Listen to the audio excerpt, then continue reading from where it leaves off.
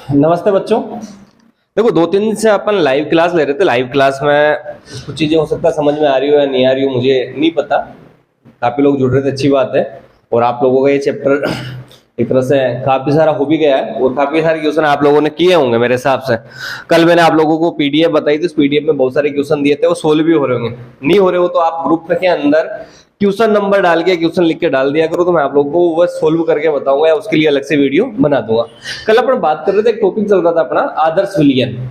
या अपन ने बात की थी कि अगर अपन जो लिक्विड्स होते हैं, लिक्विड के अंदर अवाष्पशील विलय मिलाएं तो उसके वाष्प दाब में कमी हो जाती थी, और वाष्प दाब में होने वाली कमी को अपन बोलते थे वाष्प दाब में आपेक्षिक अवनमन। कुल मिला के बात ये हुई कि वाष्प दाब की बात की थी अपन ने कि अपन ऐसा कोई सोल्यूट डाल दें, विलय डाल दें जिसकी वाष्प नहीं बनती है, तो विलयन के अंदर वाष्प में होने वाली जो कमी थी, पहले की अपेक्षा जो वाष्प दाब पहले मान लो ज्यादा बढ़ रहा था, अब कम बन गया, तो जब वाष्प दाब कम बनने लग जाता तो उसको वाष्प दाब में आपेक्षिक अवनमन कहा जाता है।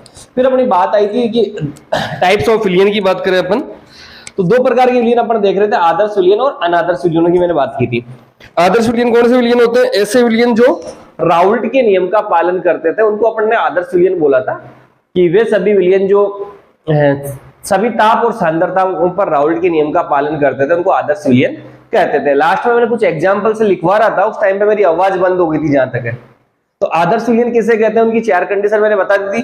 कौन कौन सी? कि पहली कंडीशन मैंने बताई थी कि जो आकर्षण बल है, या सबसे पहले अपन ने बोला था कि जो वाष्प दाब है, थोड़ा सा एक बार दोबारा बता रहा हूं आदर्श विलयन के लिए condition, P equal to P A plus P B होना चाहिए। इसका मतलब यहां पर कि इसका जो वाष्प दाब होगा और इसके वाष्प दाब का जो योग होगा वो इसके बराबर होना चाहिए, तब तो आदर्श विलयन है। पहली कंडीशन अपनी ये थी। सेकंड कंडीशन की अगर मैं बात करूं तो सेकंड कंडीशन मैंने ली थी कि डेल्टा V या डेल्टा H मिश्रण का मान 0 होना चाहिए।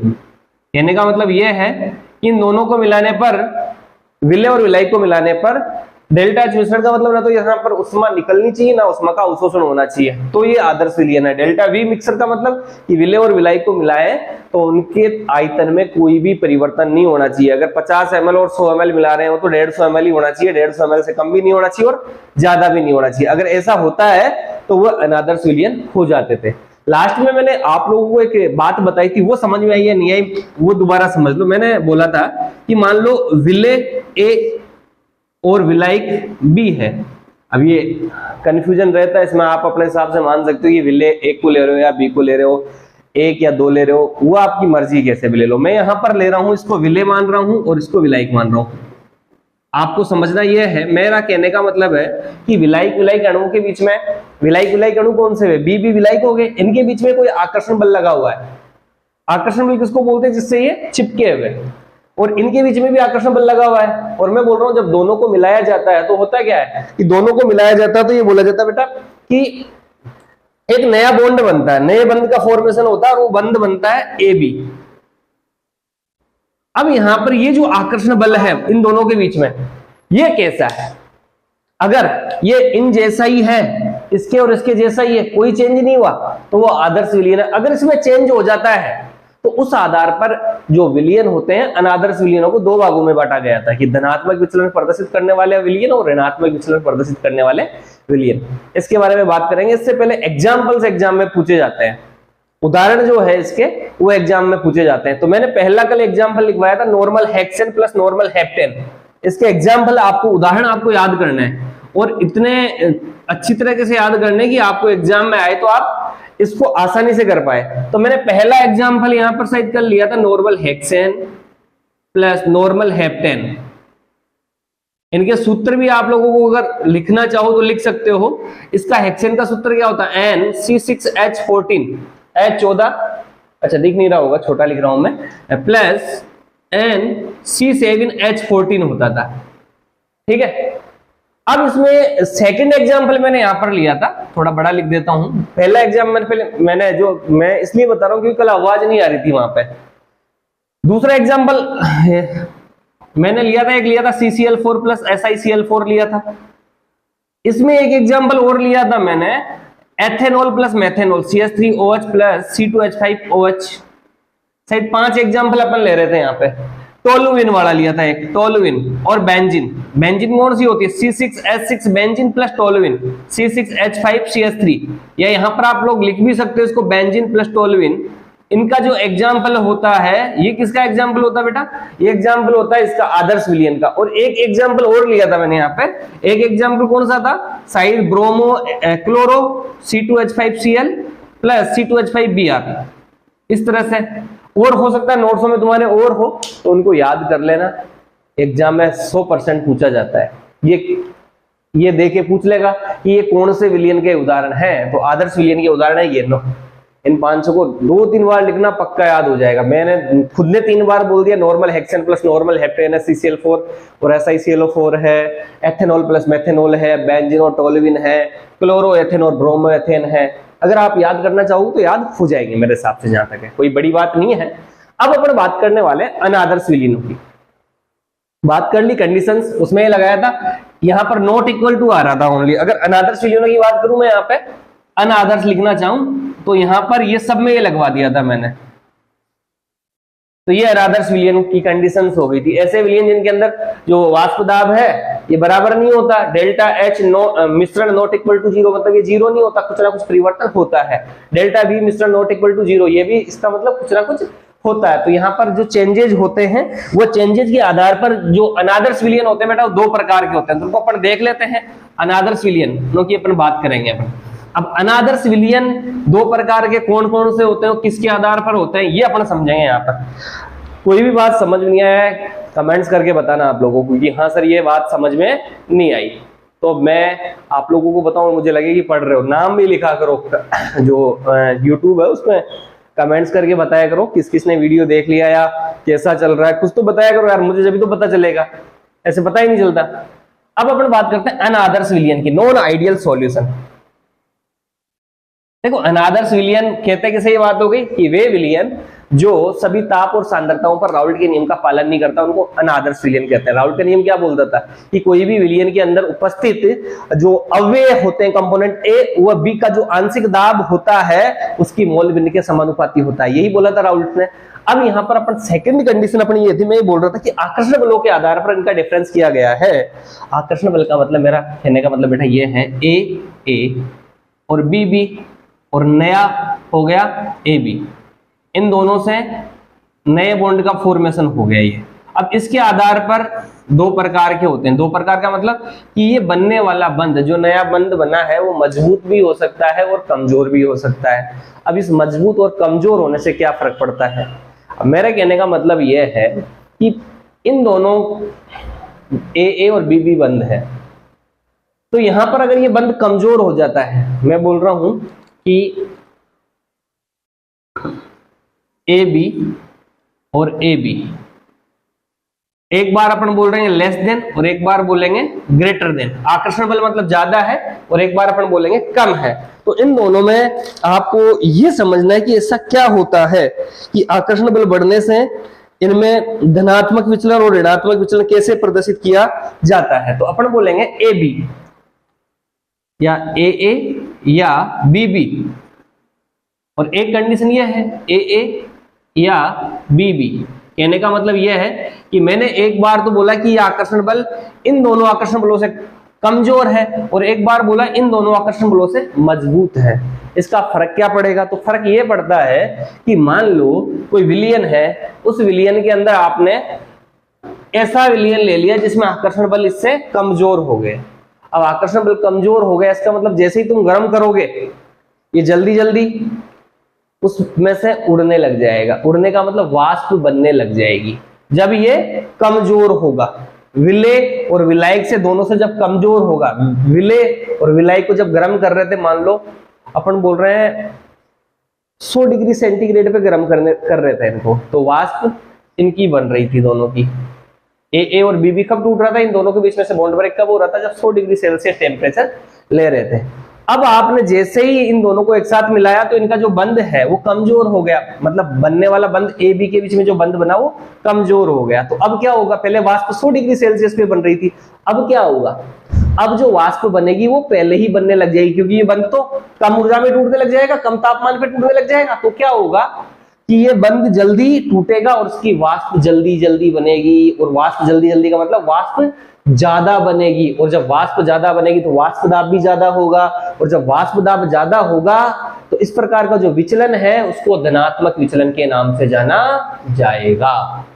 इस विचलन का नाम क्या हो गया कि जब AB कमजोर होता है तो यहां पर धनात्मक विचलन प्रदर्शित होता है। बेटा क्या होता है? धनात्मक विचलन। इनकी कंडीशन सभी अपन लिखने वाले हैं थोड़ी देर में। अब बगल में देखो, बगल में क्या हुआ, ये मान लो 100 डिग्री सेल्सियस पर उबल रहे थे, ये बॉन्ड ब्रेक होकर वाष्प बन रही थी, परंतु ये बंध मजबूत है। जब बंध मजबूत बन जाएगा तो क्या होगा, ये होगा कि 100 डिग्री सेंटीग्रेड पर वाष्प की मात्रा कम होगी या वाष्प कम मात्रा में बनेगी। इसका मतलब क्या होगा, जब वाष्प कम बनेगी तो उस पर लगने वाला दाब मतलब वाष्प दाब भी कम होगा। तो वाष्प दाब जब कम हो जाता है तो इस प्रकार के जो विलयन होते हैं उनको ऋणात्मक विचलन प्रदर्शित करने वाले विलयन कहा जाता है। कि ऐसे विलयन जिनके अंदर वाष्प दाब पहले से कम बनने लग जाए तो वह विलयन होते हैं ऋणात्मक विचलन प्रदर्शित करने वाले विलयन। और जब ये बंध क्या हुआ था, कमजोर हुआ था, तो वाष्प जल्दी बनेगी, और जब वाष्प जल्दी बनेगी तो वाष्प दाब ज्यादा होगा, और वाष्प दाब जब ज्यादा होता है तो बेटा ये बोला जाता है कि ये जो विचलन होता है इसको धनात्मक विचलन कहते हैं। अब यहाँ पर जो कंडीशंस अपन पढ़ रहे थे ना, delta H delta V not equal to 0 मतलब वो 0 से बड़ी या 0 से छोटी होगी, तो यहाँ पर क्या होगा, धनात्मक आ गया तो सब धनात्मक होंगे। कहने का मतलब अगर इसमें कंडीशन लगाऊं मैं, सबसे पहली कंडीशन प्रेशर की लगाएं, P या सॉल्यूशन PA प्लस PB, इन दोनों से वाष्प दाब भी ज्यादा होगा। और इसके अलावा पहली कंडीशन हो गई, दूसरी कंडीशन अपन बोल रहे थे डेल्टा H मिश्रण, मतलब ऊर्जा का मान भी ज्यादा होगा। डेल्टा H पॉजिटिव है तो अभिक्रिया कौन सी होगी, उष्मा शोषी। Delta V mixing, delta V मिश्रण क्या होगा, आयतन भी ज्यादा होगा, पॉजिटिव होगा। इसमें सब उल्टा हो जाएगा। ऋणात्मक विचलन में क्या होगा, यहां पर ये जो आकर्षण बल है या जो वाष्प दाब है ना, ये कुल दाब जो है इसकी मात्रा कम हो जाएगी, तो अपन बोलेंगे PA प्लस PB, पहली कंडीशन। दूसरी कंडीशन में अपन बोलेंगे यहां पर ये जो डेल्टा H मिश्रण है ना, मतलब नेगेटिव होगा। नेगेटिव होता है तो क्या होती है, अभिक्रिया उष्माक्षेपी होती है। डेल्टा V मिश्रण ये भी क्या होती है, नेगेटिव होती है, ऋणात्मक विचलन है, वाष्प दाब में कमी हो रही है यहाँ पे, तो ये सब नेगेटिव हो जाएंगे। ये जो कंडीशन है ये ऋणात्मक विचलन प्रदर्शित करने वाले विलयनों की। तुम लोगों के जो नोट्स हैं उन नोट्सों में देखो क्या लिखा हुआ, मैं बता देता हूं आप लोगों को। ऐसे विलयन जिनमें विलय विलय और विलायक विलायक अंतर आणविक आकर्षण बल विलय विलायक अंतर आणविक आकर्षण बल से प्रबल होता है, अर्थात ऐसे विलयन जिनमें विलय विलय और विलायक विलायक आकर्षण बल जो होते हैं, बनने वाले जो विलयन के आकर्षण बल है उनसे ज्यादा होता है, अर्थात यहाँ पे अंतर आणविक आकर्षण बल से प्रबल होता है। ये वाले प्रबल है, इनकी अपेक्षा ये प्रबल है। तो यहाँ पर क्या होगा, आप लोगों को मैंने बता ही दिया, ये कमजोर है तो वाष्प जल्दी जल्दी बनेगी, और जब वाष्प जल्दी जल्दी बनेगी तो इस प्रकार का विचलन होता है, उसको धनात्मक विचलन कहते हैं। तो यहाँ पर मैंने ये लिख दिया, या इसको ऐसे भी लिखा जा सकता है, या इसको ऐसे भी लिखा जा सकता है बेटा, P not A x A, और PB की बात करेंगे तो P not B x B। और इसमें ये क्या हो जाएगा, इसमें बेटा ये क्या हो जाएगा, इसमें अपन लिख देंगे PA is less than P not A x A, PB is less than P not B x B। Second condition क्या है, डेल्टा H मिश्रण धनात्मक होगा, डेल्टा H मिश्रण धनात्मक होगा, मतलब अभिक्रिया कौन सी, उष्मा शोषी, लिखा भी हुआ है इसमें। डेल्टा V मिश्रण का आयतन पॉजिटिव है, मतलब विलयन का आयतन बढ़ जाएगा, पहले की तुलना में विलयन का आयतन बढ़ जाएगा। इधर की साइड पर देखो आप, डेल्टा H मिश्रण नेगेटिव, अभिक्रिया कौन सी होगी, उष्माक्षेपी। यहाँ पर डेल्टा V मिश्रण नेगेटिव, मतलब दोनों को मिलाने पर आयतन में कमी आ जाएगी। देखो मेरे पसीने आ रहे, गर्मी आ रही है ना, मैं वीडियो तो बना रहा हूँ, कोई बात नहीं है, क्योंकि कूलर नहीं चला रखा अभी, नहीं तो आवाज भां भूं हो जाएगी। अरे पढ़ रहे हो नहीं पढ़ रहे हो यार, मजा आ रहा होगा पढ़ने में, वैसे अगर पढ़ रहे होंगे तो, नहीं पढ़ रहे होंगे तो क्या ही पता, या मेरा ऐसे ही टाइम बर्बाद कर रहे हो। अब इनके एग्जाम्पल्स की मैं बात कर लूंगा। एग्जाम्पल अच्छे हैं और कल मैं बता रहा था 2-3 क्वेश्चन की कल मैं बताऊंगा, तो आज बता देता हूं कौन कौन से क्वेश्चन यहाँ पे आते हैं और क्या क्या होते हैं। तो आप लोगों को सबसे पहले तो एग्जाम्पल्स इसके जो है धनात्मक विचलन के वो ध्यान रखना है। दोनों को एक साथ में लिखना चाह रहा हूं अभी इधर वीडियो में कहां तक दिखेगा, जहां तक लिख देता हूं। पहला एग्जाम्पल है इसका, इनको अपन अभी समझेंगे भी सही बेटा, CH3OH प्लस H2O। दूसरा है C2H5OH प्लस H2O। अगर नहीं दिख रहे हो तो नोट्सों में देख लेना, वैसे दिख रहा है। मेथेनॉल में पानी मिला दिया, एथेनॉल में पानी मिला दिया। अब पानी मिलाने से क्या होगा, आप लोगों को पता है इनके बीच में हाइड्रोजन बंध पाया जाता है, और हाइड्रोजन बंध पाया जाएगा तो जैसे ही पानी मिलाओगे हाइड्रोजन बंध कमजोर हो जाएगा। ये बेटा एथेनॉल प्लस एसीटोन है, ये एथेनॉल प्लस एसीटोन, इसका सूत्र दे रखा है यहाँ पे, ये CH3 का, या इसको ऐसे भी लिखा जाता है एसीटोन को। तीसरा एग्जांपल है अपना एथेनॉल प्लस एसीटोन। इन सबको मिलाने से बेटा ये होता है कि इनके बीच में जो हाइड्रोजन बंध बनते हैं ना, समझो मेरी बात को। जैसे यहां पर मैंने लिखा ये एग्जांपल धनात्मक विचलन में क्यों आया, ये समझना आपको। कि मेथेनॉल जो होता है, मेथेनॉल के अंदर हाइड्रोजन बंध पाया जाता है, जैसे इसमें पानी डाला जाता है तो पतला हो जाता है, और पतला होगा तो हाइड्रोजन बंध कमजोर हो जाएंगे, और हाइड्रोजन बंध कमजोर हो जाएंगे तो यहाँ पर ओवरऑल आकर्षण बल कैसे हो गए, कमजोर। और आकर्षण बल कमजोर होंगे तो गर्म करते ही क्या होगा, जल्दी जल्दी उड़ने लग जाएंगे, और जल्दी जल्दी उड़ेंगे तो क्या होगा, वाष्प ज्यादा बनेगी, और वाष्प ज्यादा बनेगी तो क्या होगा, वाष्प दाब का मान बढ़ जाएगा, और जब वाष्प दाब का मान बढ़ जाता है तो विचलन कौन सा होता है, धनात्मक विचलन। तो ये ध्यान रखना, एथेनॉल में पानी मिला दो चाहे मेथेनॉल में पानी मिला दो, ये कौन से विलयन के उदाहरण है, धनात्मक विचलन के। ऐसा क्यों होता है, ऐसा इसलिए होता है क्योंकि पानी मिलाने से इनके हाइड्रोजन बंध कमजोर हो जाते हैं, और जिसकी वजह से वाष्प ज्यादा बनती है, और वाष्प ज्यादा बनती है तो वाष्प दाब भी ज्यादा बनेगा। एक एग्जांपल और दे रखा है एथेनॉल प्लस एसीटोन, यहां पर भी कुछ ऐसा ही होता है। अगला एग्जांपल और याद करना, ये कई बार पूछा गया, acetone plus carbon disulphide CH2, ये कई बार पूछा गया है, आपके एग्जाम में भी आया होगा। ये देखो बुक्स जो है, बुक्स का भी सहयोग लेना है आप लोगों को, और वीडियो को बेटा पूरा देखना है ना, क्योंकि 30 मिनट का वीडियो है, आप लोग नहीं देखोगे तो मजा नहीं आएगा। वो आदित्य, और आदित्य के अलावा किरियांशी है, उधर से वो जोशी है, और भी बच्चे हैं वो देख रहे होंगे ना। मैं काफी बच्चों के नाम नहीं जान रहा, अच्छे अच्छे बच्चे थे। आप लोग कमेंट्स करके बताया करोगे सर हम भी देखते तो मुझे पता चलेगा ना आप लोगों का नाम कौन कौन वीडियो देख रहा है मेरा।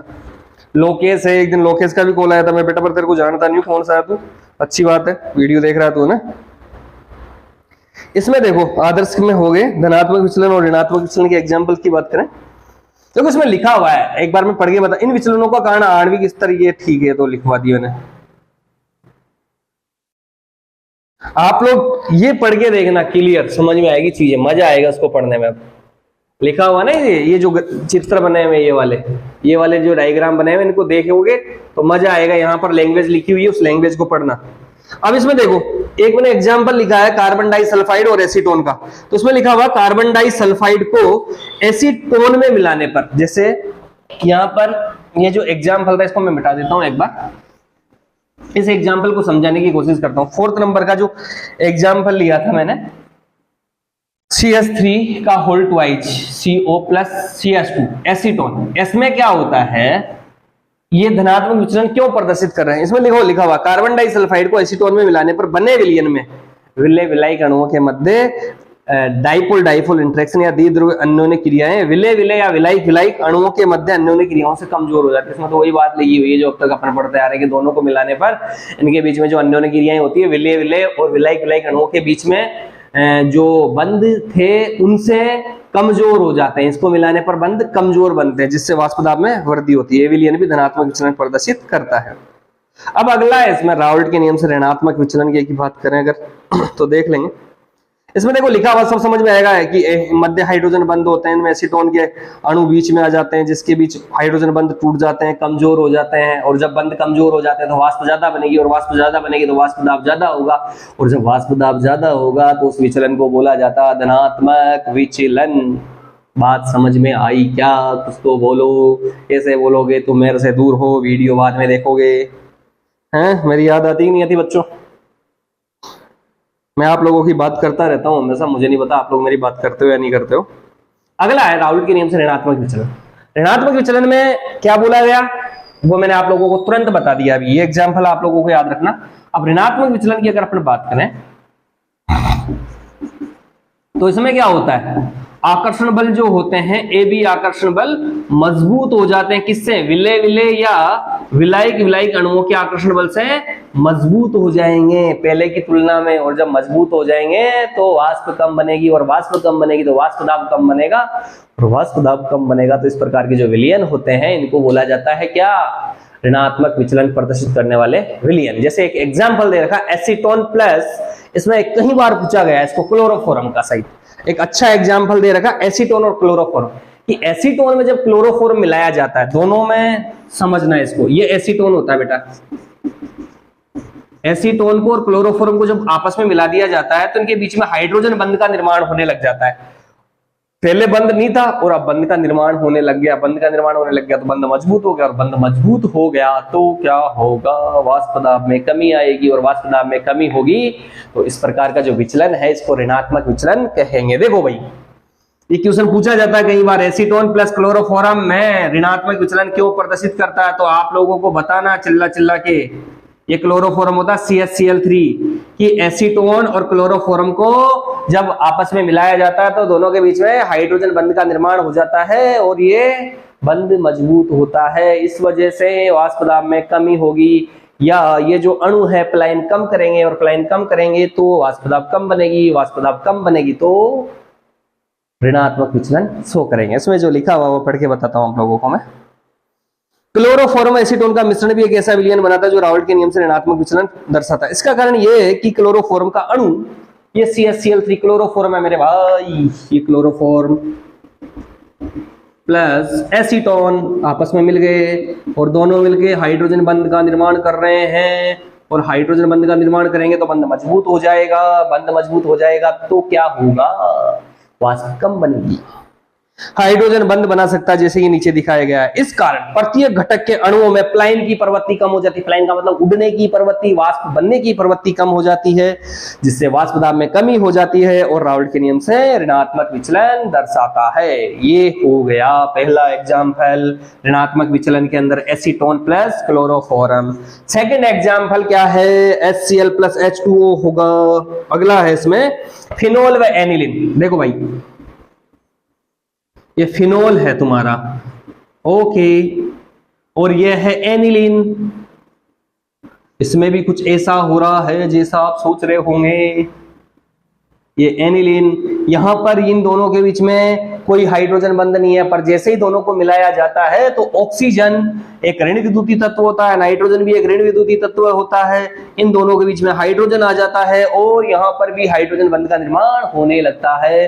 तो ये जो अणु है कौन, एल्कोहल बोले तो फिनोल, फिनोल प्लस एनिलीन को जब मिलाते हैं तो ये भी ऋणात्मक विचलन प्रदर्शित करने वाला विलयन होता है। आप लोगों को कहीं ब्रैकेट में मिल जाए तो देख लेना। प्लस इसमें और क्या होता है, देखो फिनोल व एनिलीन इस प्रकार का, इसी स्थिति में फिनोलिक प्रोटोन एनिलीन के नाइट्रोजन अणु के बीच में हाइड्रोजन बंध का निर्माण कर लेता है। हाइड्रोजन बंध के एक अणुओं के मध्य हाइड्रोजन बंध की तुलना में मजबूत होता है। मध्य अंतराण्विक, इसमें जो बंध बनता है इसको बोला जाता है अंतराण्विक, अलग अलग अणुओं के बीच में हाइड्रोजन बंध का निर्माण होता है।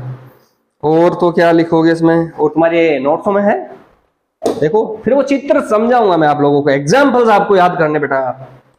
ये हो गया क्लोरोफॉर्म एसीटोन हो गया, एसी फिनोल प्लस एनिलीन हो गया, ये तुमने कर लिया तो तुम्हारा एक क्वेश्चन तैयार है। और है देखो तीसरा नंबर है H2O plus HCl, H2O plus HCl।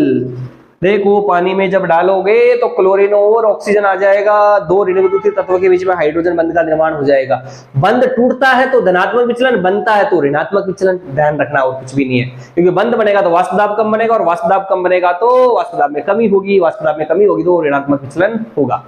बंध टूटेगा तो अणु जल्दी जल्दी वाष्प बनाएंगे, और जल्दी जल्दी वाष्प बनाएंगे तो क्या होगा, वाष्प दाब में वृद्धि हो जाएगी बेटा। अगला देखो भैया 4 नंबर का एग्जांपल है CH-Cl3 क्लोरोफॉर्म प्लस C6H6। ये जो 3 लिखवाए हैं वो ज्यादा इंपॉर्टेंट है बजाय इन सबके। एसीटोन प्लस एनिलीन, ये भी अच्छा एग्जांपल है। 4 के बाद 5, एसीटोन प्लस एनिलीन, ये भी किसका एग्जाम्पल है? ऋणात्मक विचलन का। ध्यान देना, ऋणात्मक विचलन एसीटोन प्लस एनिलीन।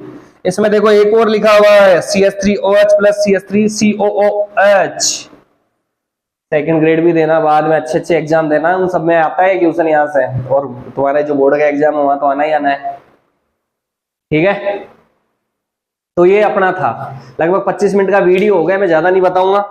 और इसमें एक डायग्राम है, उसको समझ लो कि ऋणात्मक विचलन और धनात्मक विचलन में क्या होता है। एक दिन अपन ने एक डायग्राम पढ़ा था, उसी डायग्राम का रूप है कि धनात्मक विचलन जब होता है तब क्या होगा और ऋणात्मक विचलन होगा तब क्या होगा। उन सबको समझने की कोशिश करेंगे अपन अभी 2 मिनट में। देखो भाई, एक अपन ने एक दिन ग्राफ खींचा था, किस किस के बीच में इस तरह का कोई ग्राफ खींचा था।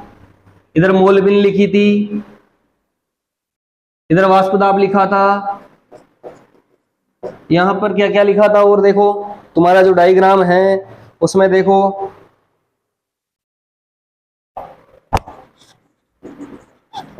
x10 x20 धनात्मक विचलन, XA है तुम्हारे इसमें नोट्सों में, तो XA 0 और XB का मान 1। XB इन्होंने शायद विलय माना है और XA क्या माना था? विलायक। XB इसने क्या माना है? विलय। तो यहां पर इसका जो वाष्प दाब होगा वही ऐसे कुछ पढ़ रहे थे ना अपन उस दिन, तो डॉटेड लाइन से दिखाया था अपन ने, ये कम हो रहा था जैसे जैसे इधर जा रहे थे। XA का मान 1 हो रहा था और XB का मान 0 हो रहा था, और इधर जाने पर क्या हो रहा था भाई? वाष्प दाब बढ़ रहा था और विलय का वाष्प दाब ज्यादा था। तो यहाँ पर P0 A और यहाँ लिखेंगे बेटा P0 B, और यहाँ पर ये कुल दाब को दिखा रहा था। ये जो लाइन थी वो किसको दिखा रही थी? कुल दाब को। अब क्या होगा? विचलन कैसा है? धनात्मक विचलन है, वाष्प दाब ज्यादा बन रहा है, तो एक लाइन खींची जाएगी कि यहाँ पर कुल दाब ज्यादा होगा, तो यहां से ऊपर उठ जाएगा थोड़ा सा, अपन बोलेंगे P is greater than PA plus PB। इसी प्रकार से ये भी थोड़ा ज्यादा होगा, इसी प्रकार से ये भी थोड़ा ज्यादा होगा, क्योंकि धनात्मक है ना विचलन, और धनात्मक विचलन होता है तो क्या होता है? वाष्प दाब में वृद्धि होती है, तो वाष्प दाब को थोड़ा बहुत तो बढ़ाओ। ये था क्या है, इसको लिखते हैं PA P0 A XA। इसको क्या लिखोगे? PB is greater than P0 B XB। ये डायग्राम जो है बेटा धनात्मक विचलन के लिए है। ऐसा ही एक डायग्राम और बना दे बगल में, आप बना लोगे क्या? उसमें सिर्फ करना कुछ भी नहीं है, लेस देन कर देना ग्रेटर देन की जगह। क्या कर देना है? यहां पर ये जो डायग्राम है बेटा धनात्मक विचलन के लिए है। लैंग्वेज आपकी किताब में और नोट्सों में बढ़िया लिखी हुई है। अगर ऋणात्मक विचलन के लिए यही डायग्राम बनाना चाहूं मैं, तो यहां पर XA0 XB1, अरे ये गलत हो गया, XA का मान है तो यहां पर ये P0 A, और ये XB का मान 1 है तो P0 B, तो यहां पर भी ये P0 B। कोई भी बात समझ में आई है तो पूछ लेना, नहीं तो पाप लगेगा, नहीं पूछोगे तो। XA1 XB0 इधर गया, यहां पर ये वाष्प दाब कुल वाष्प दाब हो गया। अब क्या हुआ? वाष्प दाब में कमी हो गई, तो वाष्प दाब में कमी को कैसे दिखाओगे? ये ज्यादा था ना, तो यहां पर कम दिखाओ इसको, और जब कम दिखाओगे मतलब ये ज्यादा है, तो ये कम कहां लटकेगा? नीचे की साइड। ये भी कम हो गया, और जब कम हो गया तो क्या लिखोगे इसको? PA is less than P0, नहीं PB है क्या ये यार? हो भाई, P0 B XB। इसमें क्या लिखोगे? ये भी थोड़ा नीचा होगा, तो सॉरी यार ज्यादा ही तीर नीचा ले गया, तो यहां पर भी क्या लिख दोगे? PA is less than P0 A XA। और यहां पर मोल बिन लिखना है तुम लोगों को चित्र में, इधर वाष्प दाब लिखना है भाई, और नीचे लिख देना ऋणात्मक विचलन प्रदर्शित करने वाला डायग्राम है ये।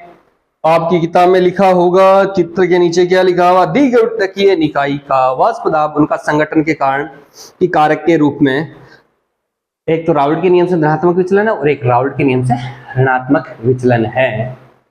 तो बातें समझ में आई होगी मेरे भाइयों। आज के लिए इतना ही काफी है। क्योंकि मेरे भी पसीने आ गए हैं, आप लोगों के पसीने आ जाएंगे देखने में। इसलिए वीडियो जरूर देखना, नहीं तो मैं कल से क्लास लेना बंद कर दूंगा। आपको जरूर देखना है। धन्यवाद। मुझे पता चलेगा कि आपने वीडियो देखा है या नहीं देखा। फिर जो पीडीएफ भेजी थी उसमें से जो क्वेश्चंस थे वो करके एक कॉपी में मुझे भेजना कि सर हमने ये क्वेश्चन कर लिए, इनका आंसर ये होगा। कैसे देखोगे? जब ये पढ़ोगे, ये देखोगे जब ही तो, क्योंकि उसने एक क्वेश्चन पूछा हुआ है, एसीटोन प्लस क्लोरोफॉर्म ऋणात्मक विचलन क्यों प्रदर्शित करता है? तो उसका आंसर क्या आएगा? एसीटोन और क्लोरोफॉर्म को जब आपस में मिलाया जाता है तो दोनों के बीच में हाइड्रोजन बंध का निर्माण हो जाता है, जिससे अणुओं का अपलायन कम हो जाता है, और अणुओं का अपलायन जब कम होता है तो वाष्प दाब में कमी हो जाती है, और जब वाष्प दाब में कमी हो जाती है इस वजह से ये ऋणात्मक विचलन प्रदर्शित करते हैं। धन्यवाद।